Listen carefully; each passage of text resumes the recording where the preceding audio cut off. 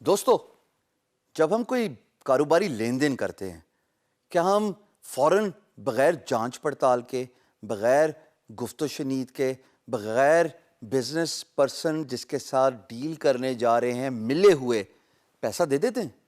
نہیں نا. اسی طریقے سے فری لینسنگ از no exception as well. Virtual کام ہو رہا ہے بٹ بزنس نارمس تو وہی ہیں کہ اگر آپ ان پرسن میٹنگ میں when you are doing a business deal, you interact, you shake hands, you talk about the business, you decide what is in the timeline, اور وہ سب چیزیں آپ طے کر لیتے ہیں. اسی طریقے سے فری لینسنگ میں بھی ایسا ہی ہوتا ہے. اب فری لینسنگ میں کیسے ہوتا ہے آئیے تھوڑا سا ڈسکس کرتے ہیں.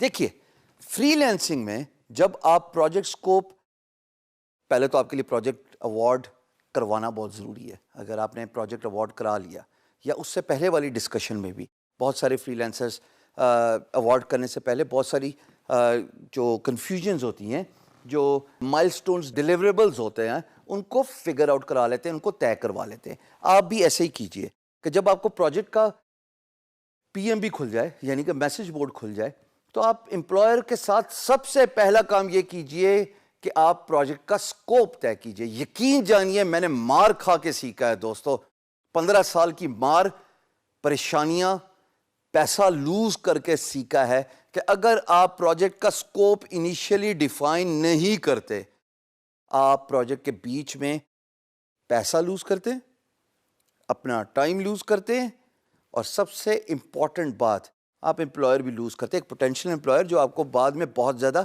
کام دے سکتا تھا، لیکن چونکہ آپ نے طے ہی نہیں کیا، معاملات ہی نہیں طے کیے، ڈیلیوریبلز طے نہیں کیے، مائل سٹونز نہیں طے کیے، ایکسپیکٹیشنز نہیں طے کی، نقصان کیا ہوا؟ دونوں کا ٹائم کا ضیاع. پروجیکٹ سکوپ ہوتا کیا ہے دوستو؟ مثال کے طور پہ ایک ایگزامپل میں دیتا ہوں. ایک پروجیکٹ گرافک ڈیزائننگ ہے. کیونکہ میں گرافک ڈیزائنر ہوں، میں اپنے حساب سے بتاؤں گا. ظاہر ہے آپ کی جو بھی سکل سیٹ ہے، آپ کی جو بھی ایکسپرٹیز ہے، آپ میری جو ایگزامپل ہے اس کو اپنے پروجیکٹ سکوپ میں ڈیفائن کر لیجیے گا. چلیے جی، لوگو ڈیولپمنٹ یا ڈیزائننگ، پرائس ہے $100. جب میں انیشل ڈسکشن کروں گا تو میں بتاؤں گا کہ جناب اتنا ٹائم مجھے لگے گا اس پروجیکٹ کو ختم کرنے میں. So the first and the foremost important thing is time it will take to complete the assignment. That is the first thing I need to decide with my employer.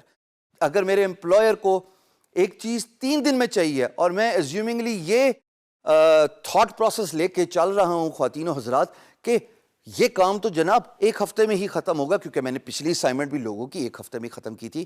That is where the expectations are not met. Award ہو گیا، project آپس میں discuss نہیں کیا تو نقصان کیا ہوا؟ 3 دن بعد امپلائر کہتا oh my god I needed this in 3 days, what are you doing? Give me my money back. کیا فائدہ ہوا؟ صرف اپنے 15 منٹ کی ایفرٹ بچانے کے لیے 3 دن بعد 3 دن کا نقصان کیا آپ نے.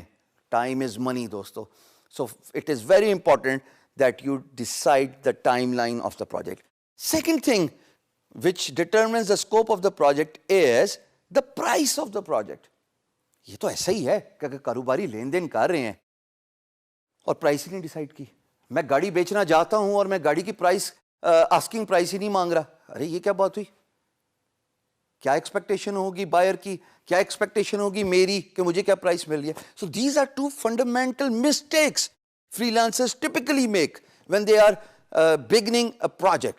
اسکوپ ڈٹرمن کیجئے پروجیکٹ کے سٹارٹ پہ، چاہے 1 ہفتہ لگ جائے اسکوپ کی ڈٹرمینیشن میں. این ممکن ہے امپلائر وہ پرائس آپ کو دینے کے لیے تیار نہ ہو. اپنے رائٹ کے لیے فائٹ کیجئے، اپنی ویلیو پروپوزیشن اپنے امپلائر کو دیجئے، بتائیے کہ آپ کی کیا ورتھ ہے، بتائیے آپ کا پورٹ فولیو بول رہا ہے آپ کے اس پرائس کو ایگزیکٹلی ڈٹرمن کرنے میں، اس پرائس کو جسٹیفائی کرنے میں.